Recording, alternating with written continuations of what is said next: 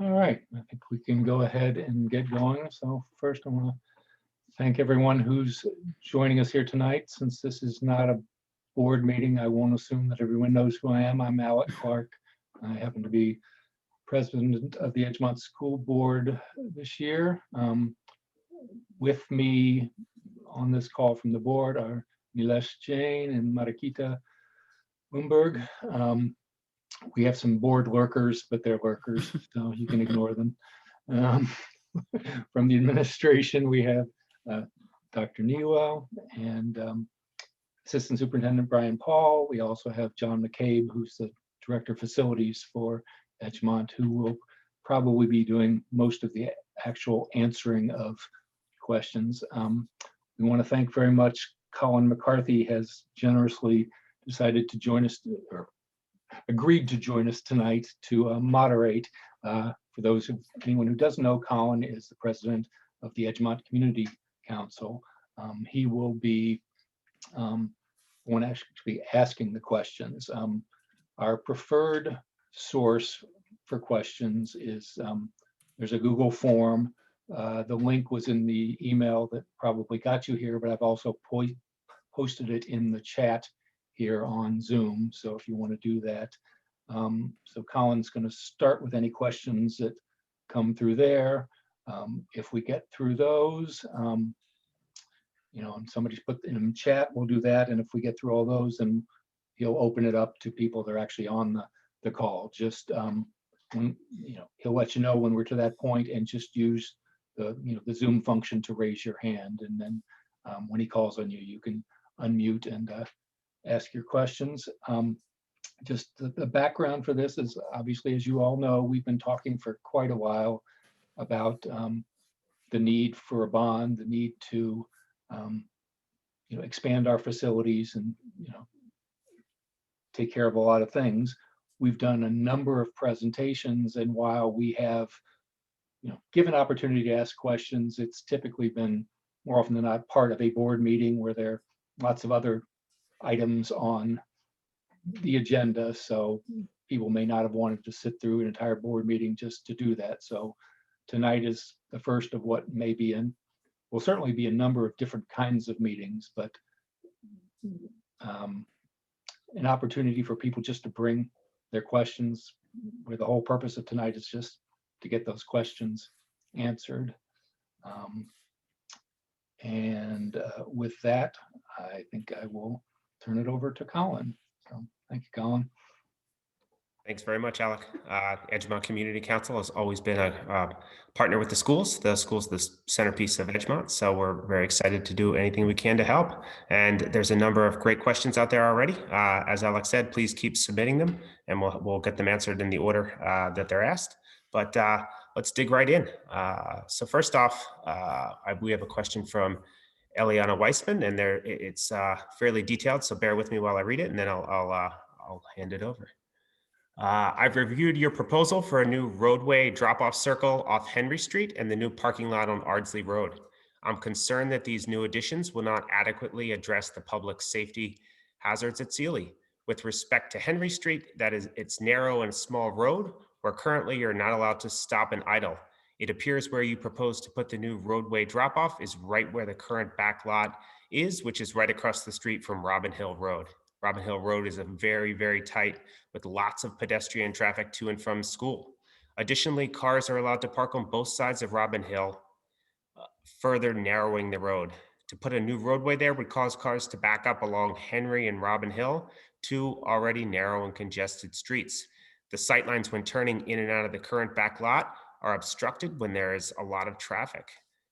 The reality of funneling more cars to this area is going to cause a greater traffic burden and hazardous conditions for pedestrians. Also, the lot on Ardsley Road will be convenient only to those living in the Cotswold neighborhood. I don't see a lot of people from Old Edgemont driving past Sealy simply to access that lot. If those in the Cotswolds use the Ardsley Road lot, then there should be reduced traffic going into the main driveway to Sealy, but that will remain the main point of entry because the Henry Road roadway will not be convenient or safe. So who would like to take this question? Well, I'd like to start, Colin. Thanks so much. Hi, everyone. Victoria Newell, superintendent, proud to be superintendent of Edgemont, and very excited about talking about Edgemont schools and what we can do to help the community in the case of this question, what we can do to help the community be safer. For years, we have been working with the police department on the issues around Sealy Place School. And two of their requests to us over the years have been additional parking and also additional access. As you all probably know, many people used to park at the church, many more than park at the church now since the church started charging to park there. But many people do come from Ardsley Road and did like parking at the church. So additional access from Ardsley Road, since we already owned property there, it was the old tennis courts, seemed, according to the architect and according to the emergency response folks, thought that that was a good solution to try to look for additional parking and additional drop-off for students. Regarding the Robin Hill and Henry Street intersection, we did have a meeting with representatives from Greenberg and also from the Greenberg Police Department. And there are no perfect solutions, but I know they were going to follow up and go look at that entire area as well, because as you know, these are not final plans. This is an opportunity for us to listen and learn as we keep crafting the plans. And I know that John McCabe was following up with that with the traffic and police. So John, I don't know if you have anything new to add to that yet. No, we really haven't had time, had an opportunity to discuss it any further. It was kind of short. It's been short notice since that last meeting. But I think you really need to look at the Henry Street drop-off that's proposed as an option, right? It's an option for people for maybe to expedite their business at the school, dropping off their child, picking up their child. Most people will probably want to go to the front of the building, but you know, there's an opportunity there for people to get in and out quickly. It provides augmented access for the first responders by virtue of a road that extends past that circle around the building. So there are a number of you know, advantages to having this put in place. Is it perfect? No, it's not perfect, but feasibility is kind of constraining us a little bit with some of our solutions. And the initial feedback from the police and the town and the fire chief were positive as far as that drop off at the Henry Street driveway. Okay, thank you very much. Well, we have another question, or Alec, do you have something to add? Yeah, I think just real, this is sort of a general point, but it's kind of to John's thing. So as we said, these are not final plans by any means. Doesn't mean that they haven't been done as an example of something that the architects thought could work. But one of the advantages of having these conversations now for something that, even though the bond vote will be in May, this is something that will be, I don't know, John, what, a year and a half at a most optimistic case would get built probably. So, but at any rate, it's a ways out. So there's time to continue to have conversations, to get feedback, to make sure that, for example, we're working with the town. So if there's things that they could be possibly doing in terms of, you know, say, just throw out sidewalks or crosswalks or a flashing light or a pullover, you know, drop off spot. I mean, there are things that could be adjusted. The main thing that we're trying to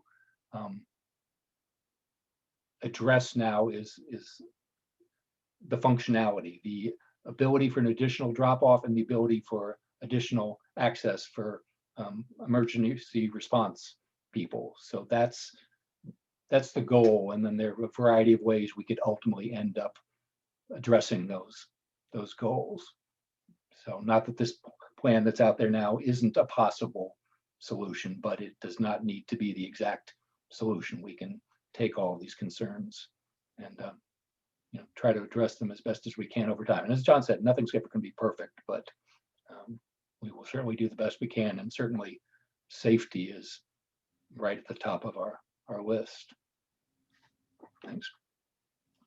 Nilesh, I think also had. Nilesh, please go ahead. So I'll just make one additional point. As the school sizes grow, it is important to decongest and de-risk the single access that the school has. So I understand the point that the road, the parking on the Ardsley Road will only give an access to the Cotswold people living on that side. But even if you're able to decongest by 20%, it makes a material impact to the traffic on the main access road. So you have to look at it in a whole totality, that what is the decongestion which is happening to the main access, and adding an access on the Henry side and adding a parking on the Ardsley side will actually decongest the main traffic. So that is equally important point to consider. Yeah, and can I just add one thing to that, which is that it's not just creating the space, but it might also be creating some operational structures around it. So like we did this year at Sealy, there's a lot of work being done on where do your kids enter the building and which entrance is their entrance this year. So one of the things that we can do as we look forward here is how do we distribute a little bit across the different areas to make sure that people are dropping off in places that are both convenient to them, but also so that we can distribute them across. So we might add some structural changes to the way that we drop off and pick up spots to people such that we can be a little bit more streamlined in it. So I think there's a couple of different ways that we need to think about it, both to make sure that it's safe for people to drop off, but also safe for kids to walk. And so we can think about all those things in conjunction with just offering these structures so that we can actually have more flexibility around the way people drop off and pick up. Are there plans that have been shared with the community yet regarding whether it's drop off, pickup, parking, pathways, securing the pathways that can be shared, especially with people impacted directly, neighbors of these areas that we're proposing changes?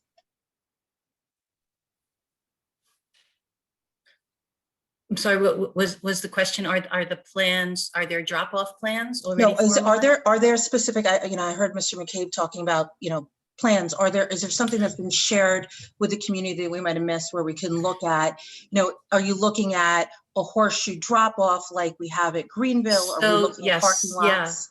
If you saw the invitation for tonight's forum, all of the plans that have been presented were attached for you with the, some had the whole Board of Education meeting so you could hear the explanation, and some were just in PowerPoint format. So you can look through all of the plans, the preliminary plans there. Great, thank you. Victoria, I'll also add in the chat a link to the bond website, which does have thanks, Brian. an outline of the scope of the work and some diagrams and pictures people can view. Great idea. Thank you. Okay, great. Our next question is related, and there's actually two questions on this, but these have to do with the roads around the high school. So I'll read both, and then I'll let you take them as well. Okay, our first is from Jason Feldman, and he says, do you plan to have the connection between Artillery Lane and Old Colony open 24/7 or just during school hours? Given that many EHS students walk to school on Old Colony, a road that doesn't have sidewalks, what, if any, plans are there to mitigate the safety impacts of higher traffic volume on Old Colony? And on a similar note, Eliana Weissman asks, the new road proposed from Artillery Lane through to Old Colony Road really needs to be revisited. As a resident living on Old Colony Road, there are many, many pedestrians walking to and from school. Most are kids, but there are many adults walking through as well. As it stands now, there are no pedestrian safety measures in place on the road. Because of the inclines of the road, it's very easy to speed, and the speed limit is set too high. Additionally, there are blind driveways and curves and a steep sloped S-curve. This is not a safe road to walk on. I'm very concerned that this proposal will funnel more traffic through this neighborhood without addressing the already urgent and dangerous pedestrian conditions that exist. The neighborhood has met with the town and the police department, and we were able to get some signs up that reduce the number of hours of parking near the school to cut down on the number of cars traveling to and from the school, but that's it. I think if you created a road and the roundabout, but not cut through to Old Colony Road, that would be okay. If the town built sidewalks in Old Colony in the future, then you could revisit the idea of the cut through. But as it stands now, it's simply unsafe and unwelcome for any additional cars in the neighborhood. Lastly, us residents have to deal with these hazards only during school hours. A cut through as proposed will undoubtedly be used 7 days a week. I urge you to meet with the Greenridge co-presidents so this can be discussed further. Residents are very concerned. So who would like to take this? So I'll start, Colin. As a matter of fact, we have reached out to Jason and Shannon Feldman to set up a specific meeting with Greenridge. We wanted to have this meeting first. And as a school district, we have no desire to be a cut through. Our desire is to work with the emergency responders in the community who have also been telling us for years that it's unsafe, that we need another access. The emergency responders, particularly the fire department and ambulance, don't have access to all of the buildings on campus and don't have access to get through. As you know, it's very timely, very difficult to come up from the Hartsdale side. And we have had some situations where we needed a quicker emergency response. So it is not our desire to provide a road, a cut-through road, except for emergencies. But in terms of having that as an option for emergencies and looking to design and working with the administration at the high school in terms of what drop-off would look like, that's how the plans would become final. What would the drop-off look like? When would the cut through be open, or when would it be closed? But we definitely are not looking to be a road. We wouldn't be creating a town road. We would be creating something safe for the school district and in the neighborhood. I don't know, John or Brian, if you want to add on to that. I think knowing that is certainly a expected question to field. We've done a lot of thinking about this as well, and I know John has been working with our architects as well, just to talk about different ways that we can control traffic and make sure that we are able to funnel it where we want to at the times that we want it to, whether it be with barriers or gates that are installed that allow us to control the traffic. I think the hardest thing for us right now is it's hard to do a traffic survey of a road that doesn't yet exist to know what the impact would be. And so I think that a lot of this will be evolving as we work our way through it. I also focused on the road and the cut through, since that was the focus of the question, but it also would provide more parking. So I know that parking on Old Colony, along Old Colony, and at the jug handle circle would be alleviated by having more parking on campus. I don't know, John, if there's anything you want to add to that. I would just say that it's important to keep in mind that we can manage this closely. If we see trouble with how it's arranged, how it's structured, as Victoria had mentioned, we can manage the traffic flow through there with gates, markings on the pavement. We can put a blinking light there. We can, there's ways to obstruct traffic from going through. We do not intend to have this as a thoroughfare through the campus to get from one side of town to the other. Okay, great. Alec, please. And again, just similar to what I said for the prior answer, again, by talking about it now, we can be discussing with the town, with police, with fire. I mean, some of those discussions have already started, but for example, your concerns about, sidewalks. Again, that's not something the school can do, but it's a discussion can be had with Greenberg as they know what we're doing to see if there's something maybe they want to address at the same time. So, but yes, we are. It would be unsafe just for students and staff to have people cutting throughout the day. So it's never our intention to, I say, build a road, as Victoria said. Okay, thank you. So please keep submitting questions either via the sheet, or if it's easier, you can submit them on the chat, and we'll get them answered here. In the meantime, We discussed this last night at the Edgemont Community Council in depth, and there were a number of different questions that came up during the bond. So about the bond discussion. So hopefully you can field a couple for us now. I think it would be useful for the broader audience to hear. We heard cost estimates in the range of, I believe, $75 to $450 per million of impact from the bond, and people were wondering, why such a wide range on those numbers, and what determines where the tax increase will actually fall. Can you give some background on some of the drivers of that? Sure.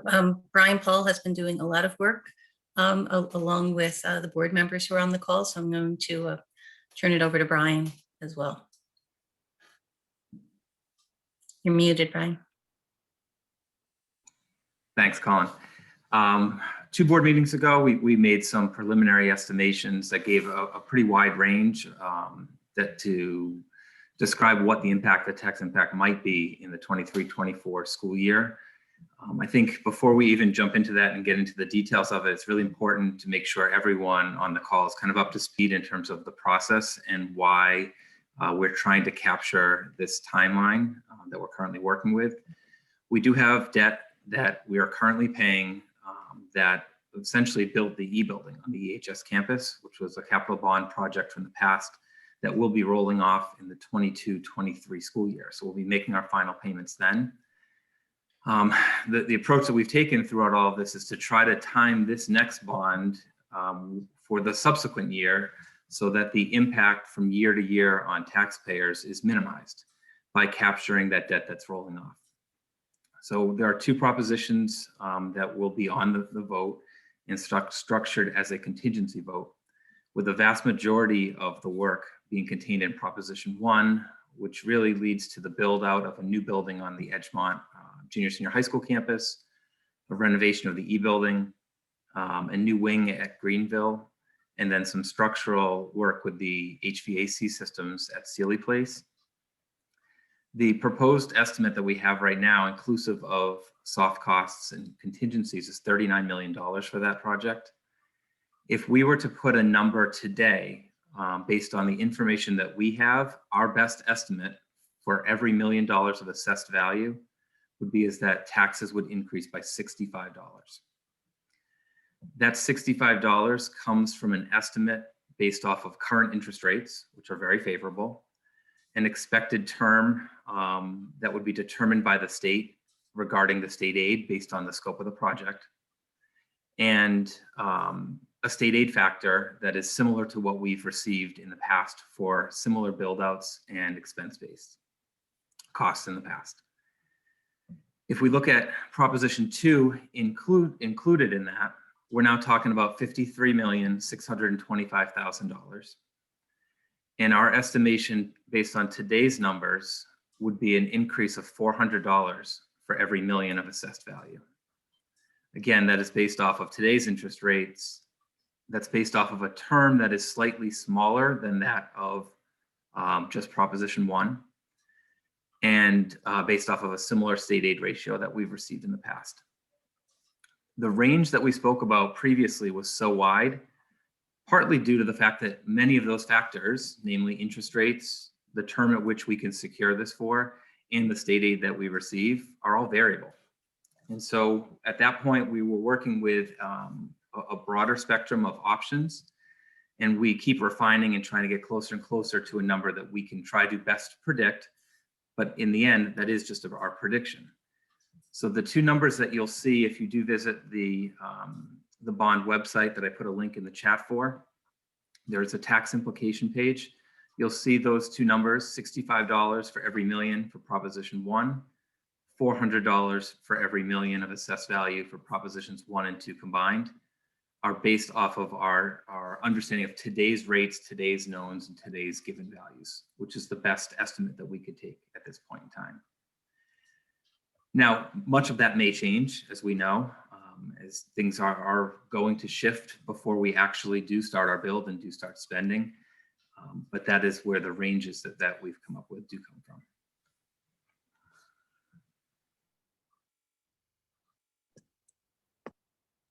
Okay, thank you. And on a related question we received last night, anyone who's done renovations knows that the price that you get and the price that you pay is always very different. And I'm sure you've built in some conservative assumptions. But what happens if you hit some sort of unforeseen obstacle and the cost ends up being much higher than you'd originally budgeted? What do you do in that scenario, and how do you handle it? So we've certainly have run into that. In fact, you might remember on the last bond, we ran into a significant increase in glass cost. So it actually turned into our delaying that part of the project. So there are a number of things that could happen. Projects might get delayed. We actually might have to change components of the project. That terrible phrase, value engineering, in terms of looking at what the prices are at the time and what we can afford with the money that we have in the bond. But you're absolutely right, Colin. This is a budget for the bond. It's a budget for the construction, right? It's trying to make your best guess, a very educated guess, working with architects and engineers. But you're right. We have to adjust based on the situations that arise. I don't know, John McCabe, if you want to add, or Brian, add anything to that. I would just add that we would have a contingency built into this through the soft costs to try to meet any escalating prices that were unexpected. Also, when you're dealing with new construction, there's not as many surprises with new construction as there is with renovations. So, when we were looking at a window project, the entire project was hinging upon glass and aluminum, two things that just happened to skyrocket on us. So it was just, something that we had absolutely lost all control over with the costs. When you're building a new building, there's just so many components to go into it. It would really take a calamity of misfortune to run the project overruns to a level where it would become problematic. People that bid on projects much prefer to bid on new construction than they do renovations, because it's really, you're just starting with a clean slate. And they, us as the owners will do our due diligence as far as what the site work would contain, as far as what they need to dig, how much rock needs to be pulled out. So from there, it's all just brand new materials going up as drawn on the plans. So it's pretty straightforward from there. No surprises. Nilesh, please. Yeah. I'll just make a point here that the community is voting for the bond. And when you vote for a $39 million bond, that's what you're voting for. You're voting for a $52 million bond. You're voting for the bond size. And in a circumstances that you have something going completely awry, the school and the administration will have to figure out how to manage with the bond that has been approved. I don't think one should look at you're voting for the capex, and the capex is nailed to the stone. It's basically voting for the bond size, and the bond size will not increase more than what the community approves for. Okay. And you have flexibility to change this plan as needed over the course of time, or how sort of set in stone is what's been, once it's been voted on, what if the circumstances change, can you adapt or? So the amount of money is being voted on. So and once that is approved, then we get the detailed plans. So we don't have detailed buildable plans yet. What we have are large, somewhat detailed conceptual plans, but you will be voting on the amount of money. Alec, I see you wanted to jump in there too. Yeah, if I understand the question correctly, so we are voting on the money, but we do have to go to the state with plans. Now, that doesn't happen day one when let's just take, for fingers crossed sake of assumption, the 52 million is approved. So Victoria said that part is set. That's what we're authorized to go out and fund. We then have to take the plans to the state and get those approved. That takes a while to draw them up, a while to get approved.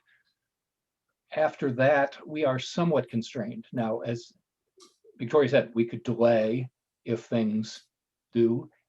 In theory, we could cut back on the scope. What we can't do is say, well, you know, this thing that we talked about was just going to be way too expensive, so we're going to do something different with the money. It has to be sort of within the umbrella of what we've taken to this, and actually in terms of what we've pitched to the community as well. Again, it isn't down to the detailed level, but we can't say, you know, just, well, we were going to build a new building at the high school campus. That doesn't work, so we're going to renovate Sealy instead. You know, that doesn't happen, but we can certainly, you know, dampen down on the scope or delay things, you know, depending on what's going on from a financial side. Well, and just to add to that quickly, Alec, the other, Colin, if we happen to accidentally raise too much money and we don't need it all, we also can't go and fund a whole bunch of other projects. So we're trying, because the scope of work is defined by what we submit to the Department of Education. So we really are very constrained in terms of expanding the scope of work also. So for that reason, we are trying to have a conservative estimate of what we need for the bond, but we're not sandbagging this estimate because there's no way to put that money to work if we don't have use for it in the proposed bond. So that's the balancing act we're trying to make sure we play here, and that's why we are kind of being as exact as we can be about the numbers and about exactly what we're trying to accomplish with it. And just to follow up and to be clear, if you have a wall were to fall or there was some sort of damage sustained to the school, you can't take this bond money and use it to fix anything there. This is expressly for construction of the buildings that you've described. So Brian or John, I don't know if you want to get into the specifics of that, but yes, we would use general fund. Now, we might have to go, I'm thinking of an emergency example, John, like the tunnels, right? Or something comes up, that's an emergency. We at times have had to add a component to the budget vote, right? So sometimes we do have to go to the voters, but that would be separate from the bond. Okay. Any other questions out there from folks on the Zoom here? Colin, I'll just add one more point. So I think there could be some confusion on the tax impact and the bond. The tax impact is basically for the community to assess what would Proposition A mean for them in a current circumstances and in a very negative circumstances. So it does not mean that it will influence the capex or the structure of the plan, or it is something to do with something which is not in our hand. Like interest rates or state aid, these are not in our hands. So it's not really to make any changes to the drastic changes to the plan that we have proposed under the current propositions. Okay, great. And can you describe, so this vote takes place in May, and what happens if it doesn't pass on the first go? Can you give us a little bit of a timeline on what's involved there? Brian, do you want to talk a little bit about the vote? Thanks. Yeah, I think, I don't want to ever talk in the negative. It's almost, wishing things the other way. But I think really important to know how important all of the items that are contained in these are to us, and how important it is for us to meet the timelines that we have to be able to get approval and to be able to get everything lined up the best we can with that rolling off debt I spoke of. However, if the proposition was to fail, the largest driver of the timeline for being able to put a bond vote up again is really the notification timelines that we have. We'll see over the coming months after the board does adopt a resolution for the total cost of the budget. We do need to do public notifications, and there's I don't know the exact number of days of a wait time before the next notification goes out, but it's over a month and a half of time before when our first notification goes before we can have a vote. So we would not be looking at anything earlier than late fall, for a revote if we chose to put it up again in either its same form or a different form, if it came to that. Thank you. Unlike a budget vote, right? This is, we do have the opportunity to bring this up again at a later time down the road of our choosing. We're not set to the same constraints. We just happen to choose to use the date of the budget vote for this capital project, the bond vote as well, given a lot of the uncertainty regarding voting and voting structures right now. I would say to Brian, sorry if I could just add that this timing is geared to start making the first payment on this bond when the old debt rolls off. So that timing, we're trying to minimize the spikes of what would happen to a budget, and that's the other purpose for the timing and having the vote. Originally, we had planned pre-pandemic for the vote to have been earlier. Great.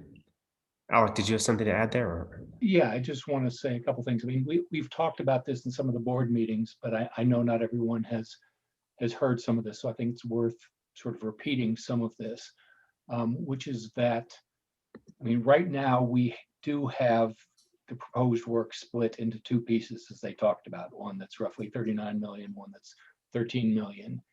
If we were not in sort of the severe financial times that we are in now, I think in my mind, there's no doubt that we would put it out as one ask, because it really is stuff that the school desperately needs. But as with last year's budget, when we didn't ask for the full amount that we were allowed by the state to ask for, to try and be cognizant of some of the financial hardships that a number of people in the community are going through, we've done a bit of the same with our ask for the bond. We've taken the stuff that we really, really, really need and put it in the first chunk, and the stuff that we really need in the second chunk, stuff that we need but would have less of an impact if it were pushed out.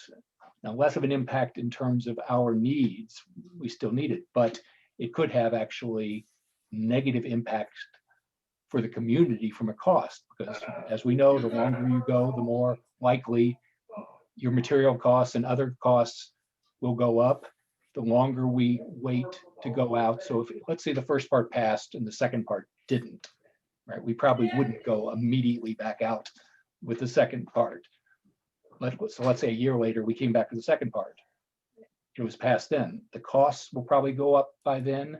There's a much bigger chance that the interest rates will go up the further you push out. So we do want to sort of get the message that, to be cognizant of, some people may not feel like they can afford the impact of the full ask, that we would like the community to, if they can, fund it all. We think it will be not only better for everyone, it will be ultimately less expensive to do it that way. And the things that are in the second part, they're not things that are going to go away. They will come back later if they're not approved now. Judy, please. Just to tack on to what Alec was saying about what we really need,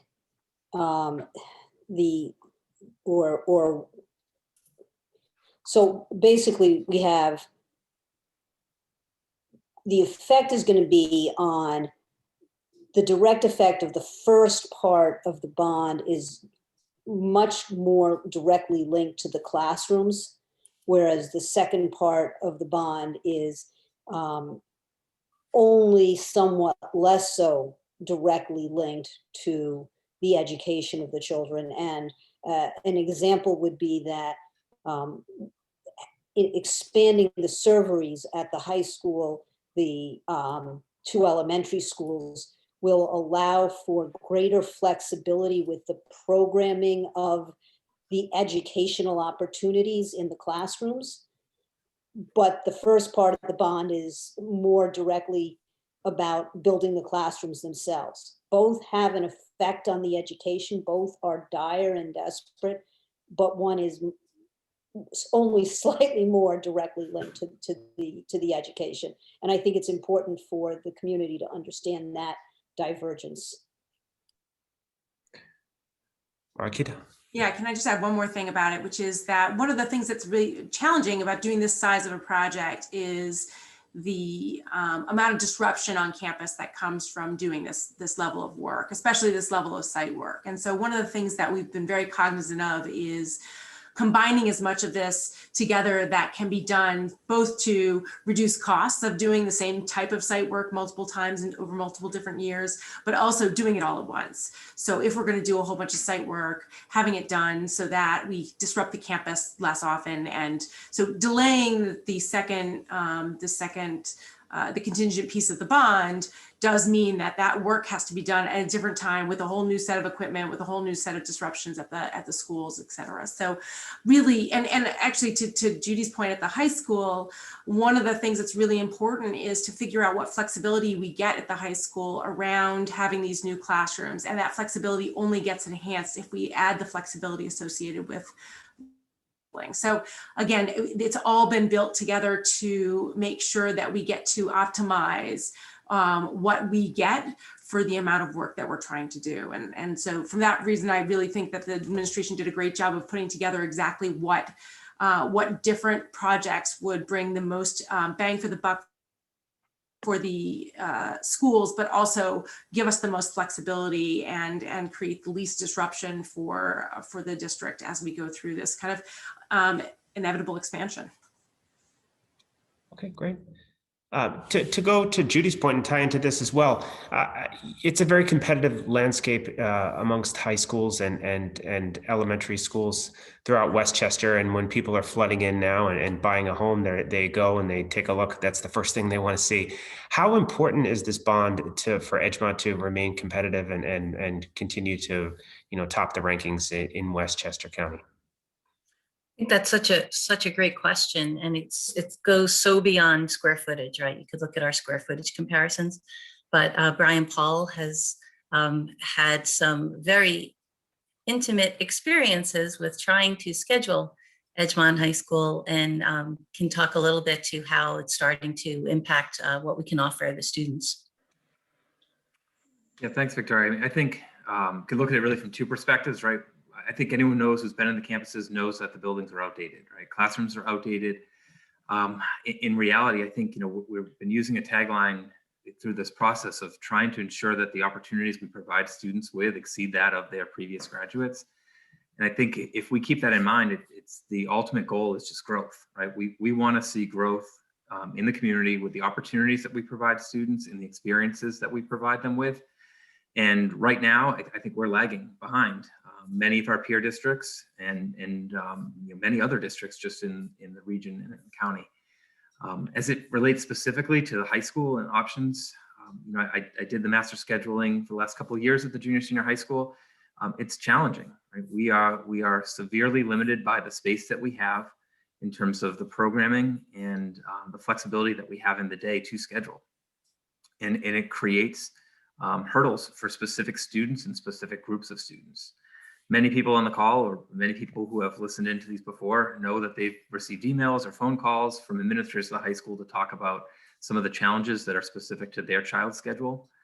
By adding more classrooms and expanding the cafeteria, it doesn't mean that we'll have no conflicts, but it does provide us a greater opportunity to satisfy student requests and to expand the programs that we currently offer, to be more competitive with other peer districts in what we offer outside of what we would consider a very core curriculum. And I think, as we expand down to the elementary schools, the same is true. We've had to recoup space over the years to just to fill out with classrooms, not providing us the opportunity to have dedicated science labs or a dedicated STEAM room. And these are options that are available at most, if not all, comparable and similar districts.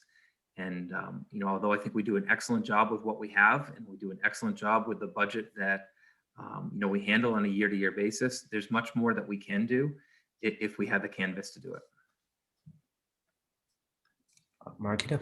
Yeah, just one more quick addition to that, which is that, over the course of the last several years, it has become more and more clear that the students are going to be going to school in hotter and hotter environments. And so the HVAC piece is not to be represented in terms of both the improvements and in the amount of the campus that will be air conditioned, but also, just as we learned this year, the kind of updated HVAC systems that allow us to be responsive to this type of environment, for instance. So I think that that is becoming a competitive issue across the county as well, and we need to start to invest there, and we're doing it in a way that is really, I think, fiscally responsible. When we're creating new spaces, we are making sure that they are HVAC ready and have the air conditioning. And so I think that's the other piece that's really important from a competitive standpoint. Okay, great. One follow-up question to this as well. On the Edgemont Community Council, we follow a lot of development in the area, and there's a number of different things going on. You have, potential multifamily housing projects going up on Central Ave. You have subdivisions of lots all over. You're seeing, an influx of folks coming into Edgemont specifically for the schools. You're also seeing conversion of things like golf courses. So over at Elmwood, they're talking about building a 116 house complex. So I think one thing we can say for certain is there's going to be growth and continued growth in the school. How does this plan sort of lay a foundation? And if the growth continues, what's the next phase, and how do you accommodate that? So this plan lays a foundation in a number of ways. As we did look at enrollment, we looked at possibilities, we looked at projections early on. But I think another really important way that we are being fiscally responsible but planning for the future is all of the construction allows for additions. So right now we cannot add on to any of our buildings. We can't add up.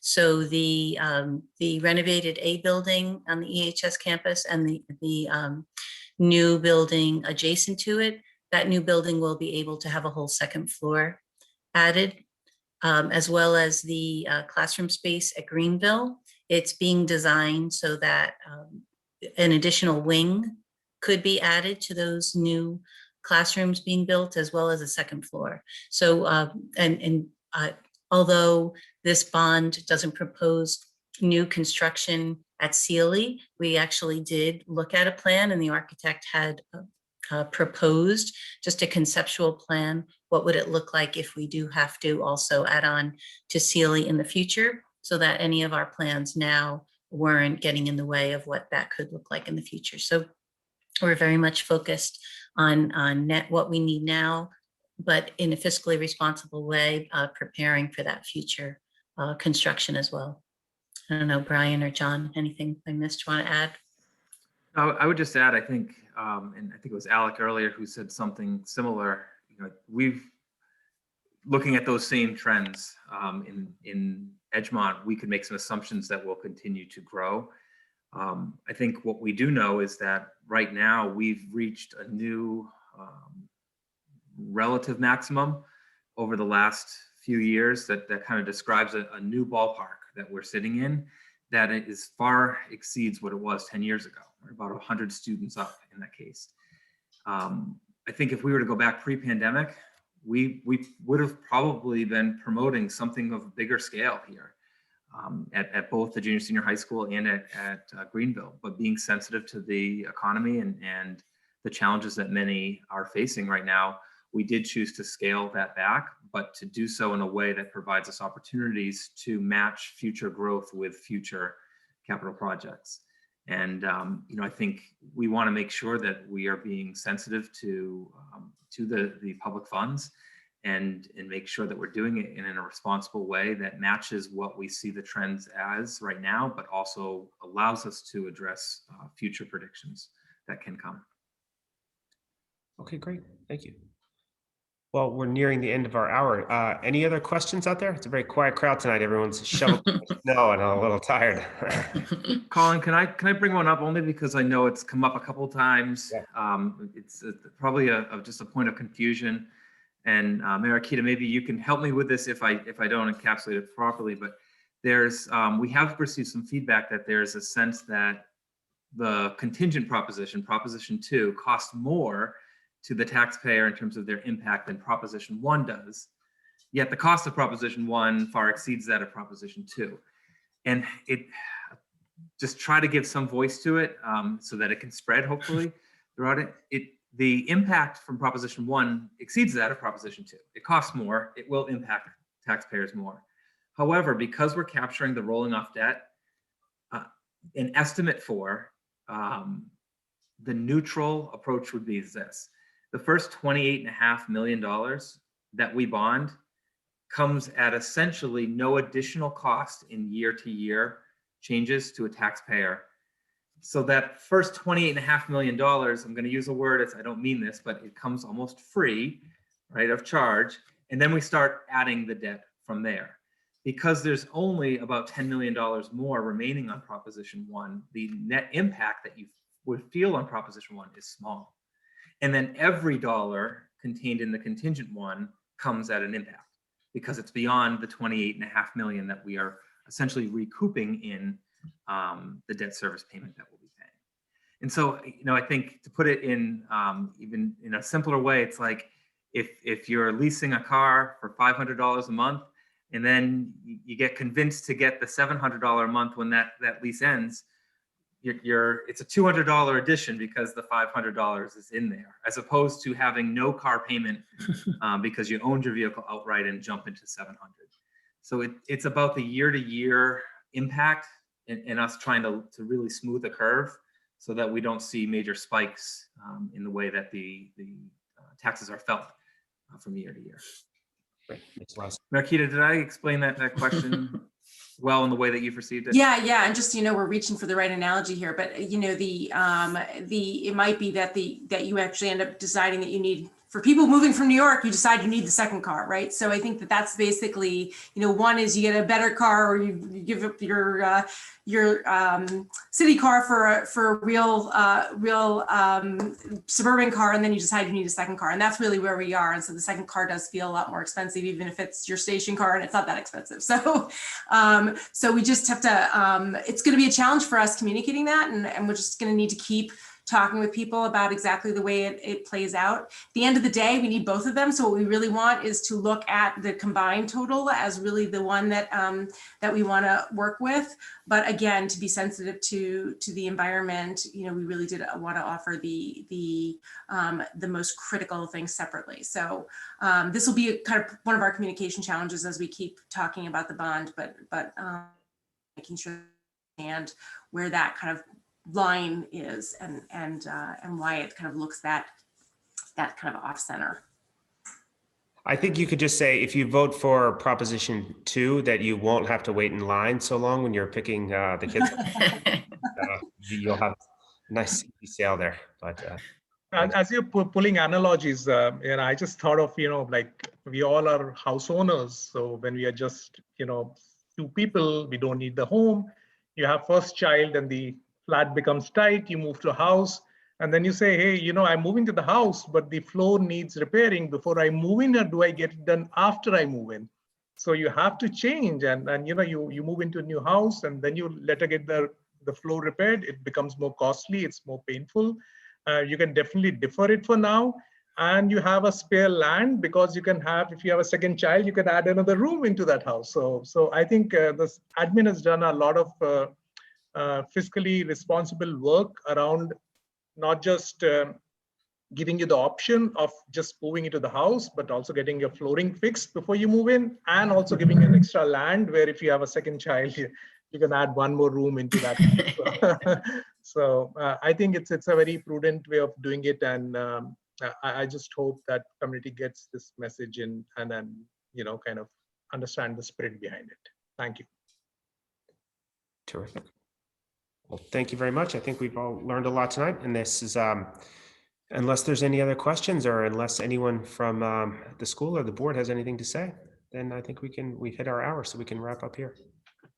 Thank you, Colin. Yeah, thank you, Colin, very much. And I guess just one other thing I will say, I know that, Colin mentioned and Victoria mentioned about, like, for example, talking to Greenbridge Association, but like one of the pieces of outreach that we've done is we have talked to Colin and the ECC about potentially talking to the ECC as a group, and definitely had an offer to all of the individual associations, if they'd like us to come, whether it's virtually or whatever, but to talk to the individual associations, we're very happy to do that. There were several requests last night from some of the associations who had individual questions and wanted to. So I think that you'll have a lot of people taking you up on that offer. Right. But again, Great. Colin, thank you so much for taking care of this, and thank all of you who joined us. This has been recorded, so it will get posted on the district website. So if you were talking to other people who wanted to attend, but just the timing didn't work for them, let them know that they will be able to watch this so they can get the information. And with that, thank you all, everyone who participated, and everyone have a good evening. Great. Thank you, Alec. Thank you all. Thanks. Good night. Good night. Thanks, everyone. Good night.